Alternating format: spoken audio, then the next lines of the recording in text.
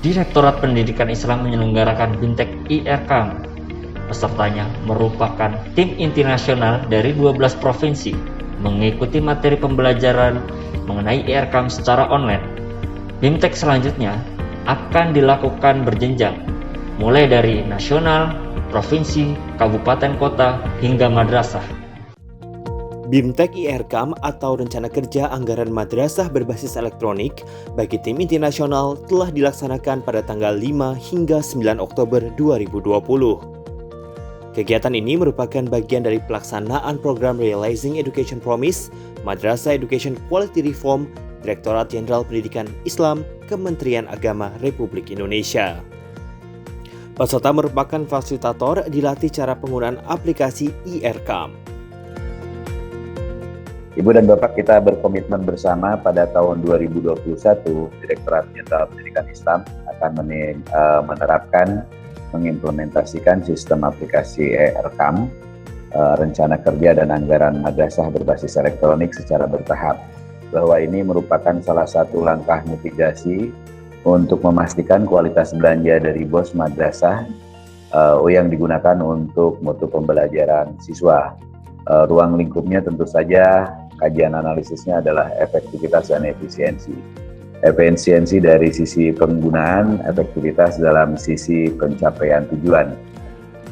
Kita memahami bahwa penerapan IRKAM ini merupakan momentum untuk mempercepat proses transformasi madrasah digital, terutama di dalam mencoba menangkap berbagai dinamika kekinian di mana setiap langkah manusia tidak ada yang impresif tanpa bantuan teknologi. Apalagi dalam menghadapi tantangan pandemi COVID-19 ini, kita merasakan betul bahwa teknologi nampaknya perlu menjadi bagian penting dari proses penyelenggaraan bisnis proses kita di madrasah. Dipandu oleh para mentor yang kompeten, materi kegiatan BIMTEK diberikan dengan metode pembelajaran online melalui Google Classroom. Hal ini dilakukan guna melaksanakan protokol pencegahan penyebaran COVID-19. Mengenai partisipasi peserta, alhamdulillah respon peserta cukup baik. Ya, hal ini ditandai dengan banyaknya pertanyaan yang disampaikan oleh peserta. Tidak hanya pertanyaan, tapi juga masukan, saran, kemudian juga diskusi yang disampaikan oleh peserta. Nah, di situ menggambarkan bahwa respon peserta cukup baik dan partisipasi mereka cukup aktif.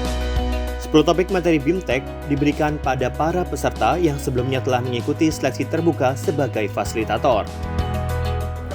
Apakah Bapak mendaftarkan diri?